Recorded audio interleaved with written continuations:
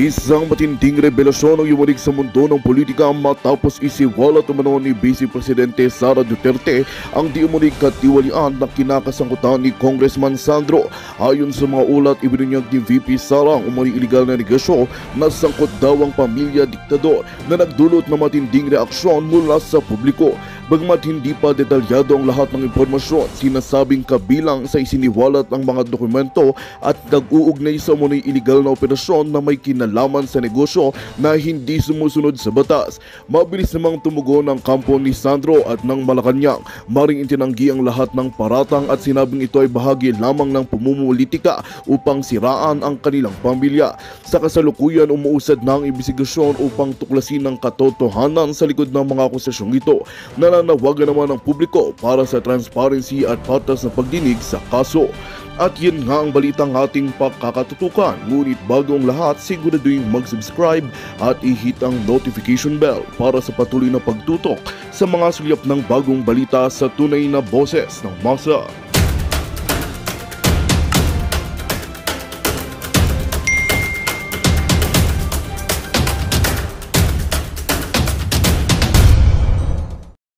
The last time that I checked, and that was a long time ago, ang armed forces, napakahirap ng trabaho eh. Ikaw na nga yung dinedepensahan. I'll get back to that. Ikaw na nga yung dinedepensahan, tapos kayo pagalit. Putya na, no? Parang gano'n ang salita, no? Teka muna, doon naman tayo sa apolitical. Gusto ko ituwid lahat eh, ituwid lahat. Kasi may mali eh. Yung pagiging apolitical, ang ibig sabihin doon dapat na sa mga pinuno ng armed forces at sa inyong mga younger officers at saka mga sundalo, hindi dapat tayo makisawsaw sa mga hidwaan ng politika. Tama yun, tama. Pero may hangganan yun. May hangganan yun. Pagka ang sitwasyon dumating na sa kinabukasan ng bansa, pagka yung sitwasyon dumating na sa pag-intindi ng tama o mali, kinakailangan meron kang pipiliin. Saan ka? Sa tama o sa mali? Kasi pag kayo gumit na, pagka nasa gitna ka, ibig sabihin, mananalo yung mali. Kasi wala kang ginagawa. Yun yung tinatawag neutralized na kayo. Neutralized. Kasi ang puwersa ng Sandatahang Lakas at ng PNP, dapat nakapanig kayo sa taong bayan, nakapanig kayo sa konstitusyon. Pero dahil sa sinasabi nyo na hindi kami papanig sa mga politikong nagbabanggaan, okay lang yun, sabihin nyo. Pero may hangganan yun. Isipin nyo may hangganan. The moment na na-endanger ang kinabukasan ng isang bansa, kinakailangan mamili kayo. Saan kayo pipili? No choice kayo. Doon kayo sa tama. Doon kayo sa tuwid na paraan. Sa tuwid na daan, ika nga ni sino yung nagsabing presidente no? Si Pinoy. No? Si Noynoying. Doon kayo sa tuwid na daan. Kaya, ano itong nangyayari ngayon? When you say you will defend the government, you have chosen already a side. You will defend the government. And part of that government is a president na kinu-question sa paggamit ng droga. By that alone, you have chosen a side at nagiging political na kayo. Because you're trying to maintain a government, a president who is now being questioned by the Republic of the Philippines, peoples of the Philippines. Dalawa ang leader ngayon. Isang presidente, isang vice president. Isang Marcos, isang Duterte. When the president has gone out of his Malacanang and started to make binibira na ang Vice President. Kino-question na niya yung mandate ng 32 million. Ikaw 31 million ka lang, nabawasan pa. Di ba kagabi sinasabi ko, 30,999,000 30,999,998. Kasake, ako rin eh. Si Metran, 97. O yung iba pa, 30 kami. Minus 30 na kagad yun. Mga leader yun. O paano ngayon yung iba? 7 milyon kami eh. Well, kalahati niyan, may pro Marcos, kalahati niyan, pro Duterte. O, di kalahati na lang. Sige, 2 milyon na lang. O, di 31 minus 2. O, di 29 milyon na lang. Ito, ganun pa rin, 32 milyon pa rin si Sara. Ano ba yan? Ano, magbibilangan na lang tayo maghapon? Sige, kayo na lang magbilangan. Ang pinag-uusapan dito, kinabukasan ng bansa natin. Hindi nyo ba nararamdaman yung droga? Gumagapang na. Hindi nyo ba nararamdaman na may mga kidnapping na? Hindi nyo ba nararamdaman na grabe na yung nakawan? When you protect this government of corrupt officials, you have taken a side. You are being political. Hindi nyo na kinakampihan yung taong bayan and you have lost your mandate. Yung baka sa ano yun? Ganyan ba yung AFP? Hindi man lang makadesisyon. Bakit namin kayo sasabak sa gera? Hindi nga kayo makadesisyon kung kanino kayo eh. Ano ba yan? Ganyan ba yung professionalism? Sinasabi nyo, we are professionals. This is a professional institution. Yung iba dyan, babanatan pa ako. Babanatan ako. Titirahin. Inciting. Ina nyo. Putang ina nyo. Gagamitin nyo yung Constitution para patahimikin ako. Maggago kayo. Ay, naku, mga putang ina nyo talaga. Hayop kayo. Pag uwi ko kagabi, binira agad ako sa Facebook. Hindi daw ako retired. Putang ina nyo, hindi naman ako nagsabi na, nak ng puta, no. Retarded, sabi ko, retarded. Nak ng puta. Alam nyo ba ang laman ko sa inyo, mga general? Sorry doon sa mga mababait na general. Pero ito, real talk lang. Nakalabing-6 na taon ako sa Armed Forces. Nakalabing-6 na taon ako. 4 na taon na lang, optional na, no? Nung umalis ako, meron na akong time and grade major. Tina-type na yung promotion orders namin. Mayo to. Retroactive. Ibig sabihin, mabagal kami, hindi kami ganun ka-professional sa sistema namin. Type. Doon pa lang nagko-computerize. Tina-type na, retroactive, ang orders namin, promotion, March 11. Bakit March 11? Because that was the day that we graduated from PMA and we were commissioned as lieutenants. Therefore, yung time and grade namin lagi, yung 3, 4, 5, etc., doon nakabase sa March 11. Nag-resign ako, irrevocable. Kaya kayo na truth matters, no? Gusto nyo palabasin yung katotohanan, palabasin natin yung katotohanan. Yung nag-resign ako, irrevocable. Mayo, may record niyan. Beyond contestation, may record niyan. Hanapin nyo, hindi nyo tinago, ako meron. Meron ako niyan. So, May ako nag-resign, irrevocable resignation. Diretso ako sa Chief of Staff. Siga ako eh. Sa Chief of Staff ako, sumaludo ko. No? Saludo ko ganyan. Sir, permission to submit my irrevocable resignation. Binasa niya ni General Enrile. That was in 1995. General Enrile was my commandant sa PMA. He was one of the officers who recommended me for Harvard School of Government, Masters in Public Administration, a long time ago, kasi kilala niya ako. Ang ginawa nga niya, pinirmahan na lang niya. O, pirma, ikaw na bahala, fill in the blank. Sir, ayoko naman yan, sir. Alam ko naman. Pag ako yan, ilalagay ko, panay perfect yung score. Hindi, lagay mo, panay perfect. Sir, nakakaya yan, sir. Maganda, ikaw mag-rate sa akin. Yun yung nangyari sa amin. Pero hindi ako natuloy. That is another story. Hindi ako tumuloy sa Masters in Public Administration. Hindi ako natanggap kasi mayroong kasabay. Wow, sino kasabay ko? Dalawang slot. Ang kasabay ko was Miriam Defensor Santiago, Butch Abad, who became the Budget Secretary, and a Colonel Reyes, who was senior than me. I was just captain sa order. Pero nung nag-resign ako, time and grade ko was major already. Tinatype nga March 11 ang aming orders. Pagbaba ko sa J1, nakita ko nandun na, pinoprocess na, kasi GSQ order, no? Sinabi ko, sir, ito na yung resignation ko. Ano gagawin namin dito? Wala lang, sir. File ninyo, sir. O tapos,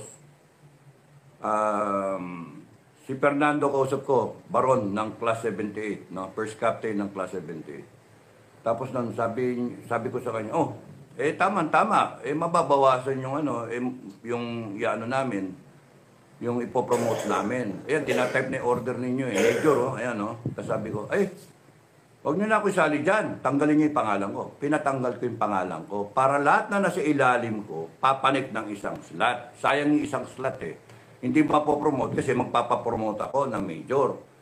Kung umalis ako, tanggalin nyo yung pangalan ko, papanik, merong papasok na isa na Major. At kung nag-resign ako na Major, kung hinintay ko lang yon, kinabukasan, labas na yung order na yon. At kung ako umalis, one rank higher pa ang policy. Lieutenant Colonel ako. But who cares about the rank? Yung rank, ito lang yun. Yun lang yun. Kinakabit dito sa balikat. You can be a general and ampaw, walang alam. You can be a general na walang prinsipyo sa buhay, walang karakter. Ang mas kailangan, kahit master sergeant lang ako, ay merong prinsipyo sa buhay, may karakter, at may abilidad intindihin yung tama at mali. Balik tayo sa armed forces. Okay. Ang pagiging professional ng armed forces, bahala kayo sa buhay nyo. Hindi ko kayo, anong gagawin ko? Poproblemahin ko pa kayo, bawat isa sa inyo? Hindi na. Huwag kayong makialam na. Huwag na kayong makialam. Taong bayan, huwag kayong umasa na sa armed forces ninyo. Wala kayo asahan sa armed forces ninyo. No? Ba't kayo aasa dyan sa armed forces at sa PNP? Wala. Huwag na kayong umasa. Kasi parang umaasa ka sa isang bagay na hindi dadating. Mayayari kayo. No? Ang bahala kayo kung gusto nyong isipin kung ano yung tama at mali. At gusto ko lang sabihin sa inyo, kung hindi nyo naintindihan yung tama at mali, good luck sa inyo. No? Kasi 150,000 ang armed forces, 200,000 plus ang PNP, that makes you 350,000. 119 million ang taong bayan. They can easily decide, palitan kayong lahat because you are unprofessional. You allowed yourselves to be used by a corrupt regime. Yun lang. Yun ang hard fact.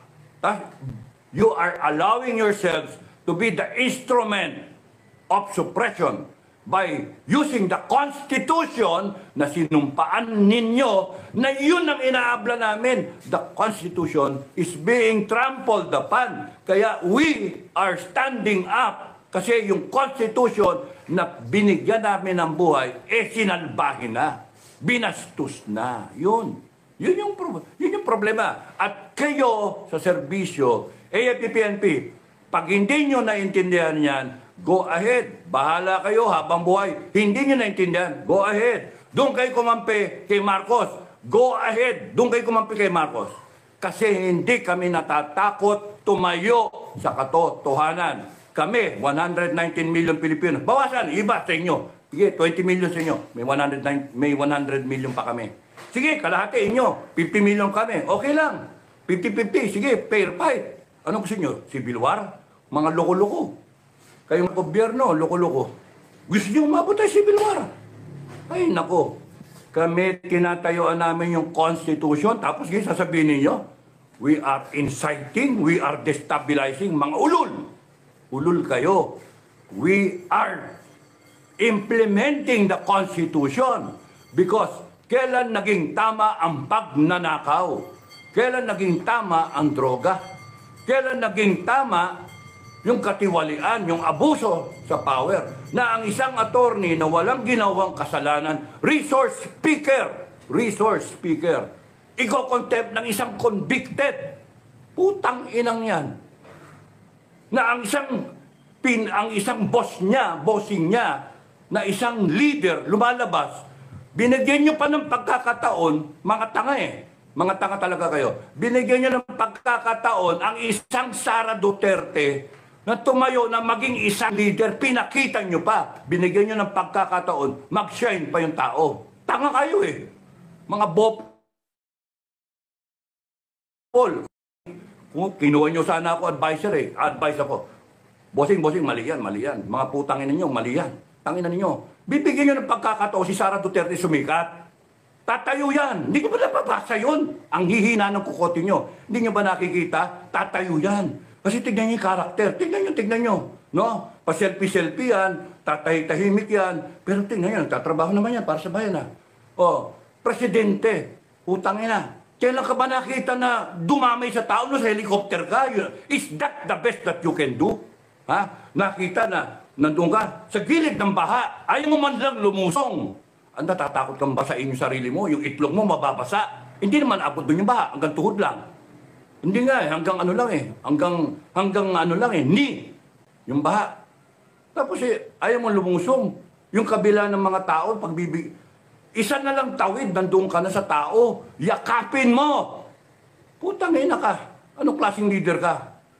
Samantalang ang isang Sara na nakita ng taong bayan, yun yung problema, nakikita ng taong bayan. At naipaghahambing. Kasalanan ba na taong bayan nyo na paghambingin kayo? Isang presidente, isang vice president? Hindi kasalanan. Kaya, ano to? Tapos sasabihin, tarantado tong si Sara. Sasabihin, magnanakaw tong si Sara. Gago! Tanga! Kasi nakikita ng taong bayan, sino yung naninilbihan? Sino nandoon pagka may kalamidad? Si Sara. Oh. Eh, nasaan kayo? Wala. Party is party time. Party. Oh, nanonood ng Formula 1. Oh, nasa ibang bansa. Kaya nga galit ang taong bayan eh. Hindi nyo ba naintindihan yun? Sino ba nagka-advise dyan? Tanga na nga. Wala pang advisor. Tanga rin. Ay, naku, mangyari sa gobyerno natin. Tanga. Tapos mahawa ang armed forces, magiging tanga rin. Isa virus, nakakahawa. Kumbaga na, pati PNP, nahawa na lahat, panay tanga. Pati doon sa Congress, saan ka nakakita? Yung Congress, ang paggagaling ng batas. Eh putang ina mga bobo sa batas. Nantokwa. Anong bansa ito? Anong bansa? Pilipinas. Kaya nga, kung hindi nyo naintindihan, at salita-salita pa kayo, PNP, wag na kayong makialam. No? Huwag kayong magpapagamit para ang taong bayan ay supilin. Because magagalit ang taong bayan. And you will have a revolution. I'm warning you. I'm trying to protect you. Kasi hindi nyo nararamdaman. Hindi nyo nararamdaman ang pulso ng taong bayan. You are light years away from reality. Yan ang problema ninyo. Masyado kayong nasarapan sa kinakain nyo. Nakalimutan nyo ng kumain ng asin at kanin, ng kamote, ng sabah na pinakuluan para lang o Lucky Me. Eh kayo panay sashimi. Yun yung problema nyo. Nasarapan kayo sa posisyon ninyo, nasarapan kayo sa libre lahat, gasolina, opisina, aircon pa. Hindi naman kayo nagbabayad. Taong bayan ang pumapasan lahat yan. At kung kailan kayo kailangan ng taong bayan, nasa kayo? We are apolitical. We are professionals. Oh my God. Okay lang yun. Sige, dyan na lang kayo. Lumaki ka sa gitna. Wag na lalagay sa gitna. Wag na. Kasi ang taong bayan, hindi kayo kailangan. Yun ang masakit doon. Ang taong bayan, ang iniisip na ngayon, yun yung pulso ng taong bayan. Hindi na namin kayo kailangan. Tatayo na lang kami. Yun yung inaano ng taong bayan. Kasi nakita ng taong bayan, para kayo tumayo, armed forces, 150,000, 200,000 na pin. That's only 350,000. You cannot overwhelm the spirit of the people of the Republic, 119 million Filipinos. You cannot kill that.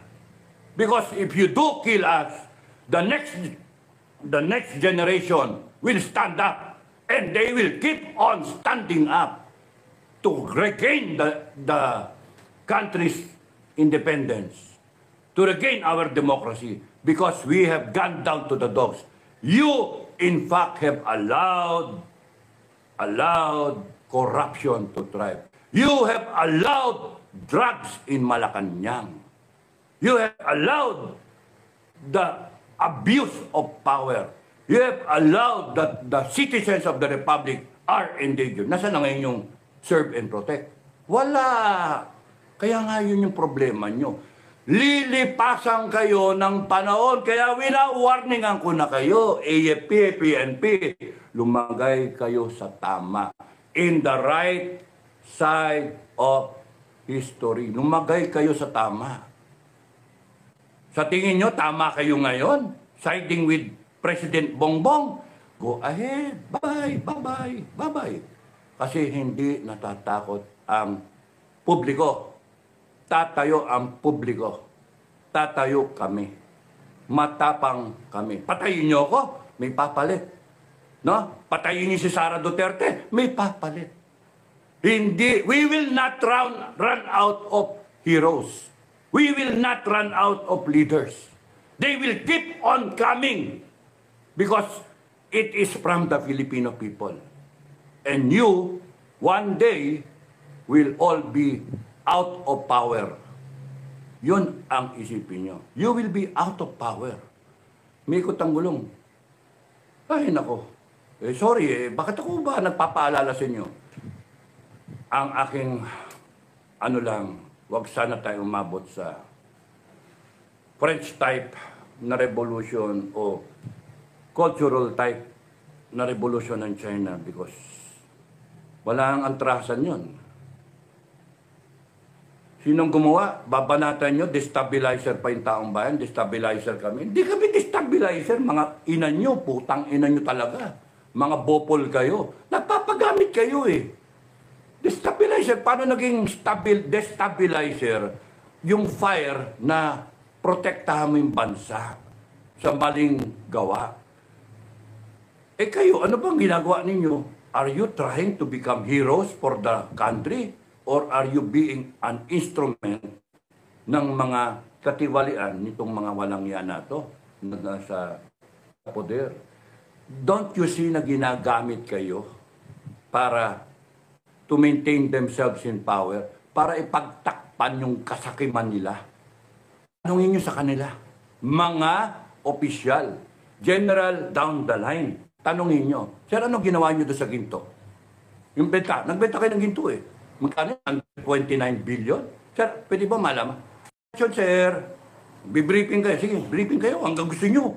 Pag-usapan ninyo kung paano nyo titirahin yung EDSA, kung paano nyo i-disperse yung taong bayan. Matapos lahat ng plano, question, sir. Sir, paano? Magkano ba? Ano nangyari doon sa ginto? Nagbenta ba totoo na yung ginto? Hindi, gusto ko talang tanungin. Kasi ako, papatayin ko lahat yung sa EDSA. Papatayin ko lahat yan. Uupakan ko lahat yung nasa EDSA na yan.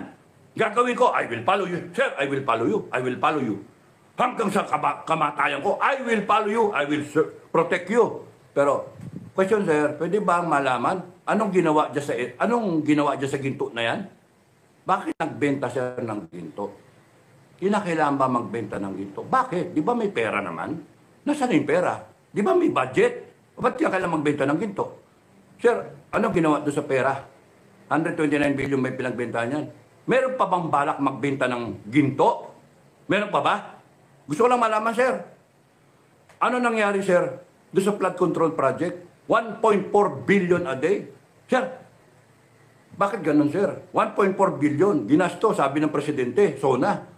Eh bakit ngayon binibira niyo si Sara Duterte, 125 million? Eh bakit ganun? Napaka-importante sa inyo yung bawat kusing na ginagastos sa kaban ng taong bayan, 125 million, OBP, confidential fund, investiga dito, kaliwa kanan, panay kayo contempt. Pati yung nananahimik na tao, love you, Sai, love you, Miss Laika, love you. Huwag kang iiyak. Huwag kang iiyak, huwag kang magpa-stress. Kakampi mo kami. Kakampi mo ako. Kakampi mo ang taong bayan, kakampi mo ang FGF. Kasi kumakampi kami sa API, ang FGF, na Filipino Guerrilla Forces, sa API kami. Kakampi. Sa taong bayan kami kakampi. Oh, ano yung ginagawa ninyo? imbitahin nyo siya, pero inimbestigahan nyo si Inday, pero yung lahat ng confidential fund, hindi nyo inimbestigahan. Presidential, confidential fund, Office of the President, Congress, yung confidential fund, AFP. Ba't nyo inimbestigahan mga yan? Ba't si Sara lang? Kaya kitang-kita, it's a political exercise. Tinatanggal nyo Tinatanggal ninyo yung pwede ninyong maging kalaban at yung pwedeng tumayo para gibain yung pagnanakaw nyo. Binibintang nyo sa kanya yung pagnanakaw ninyo. Na kunwari, lolokoy yung taong bayan. Ay, naku, putay ng mga putang ina nyo. Lumang style na yan. Style bulok. Style bulok yan. At AFP-PNP, diyan kayo kumampi. Pero may question ba ako, sir? Question. Anong ginawa doon sa Resolution 10? Bakit, sir, hindi yan binabago? Ang dami na nagsasabi, sir, resolution. Sir, may anak na ako, sir. 3 na yung anak ko. 2011 pa yan, 2012 pa yung Resolution 10. Malalaki na yung anak ko. Matatapos na sa elementary. Bakit? Nung pa yung Resolution 10, bakit hindi yan inaayos ng Kongreso at Senado? Kung totoo yan, sir, na ninanakawan tayo, kasi certification, liquidation by certification.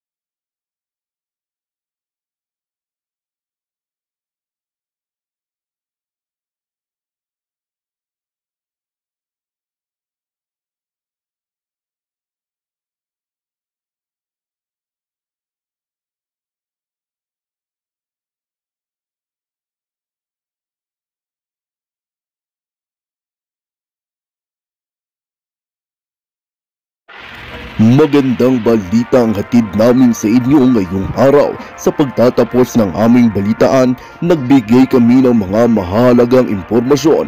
Maraming salamat sa pagtutok at pagsuporta sa aming programa. Huwag kalimutang manatili sa mga susunod na araw para sa mga bagong balita at mga kwento na dapat nating abangan. Mula sa Boses ng Masa, magandang araw, Pilipinas!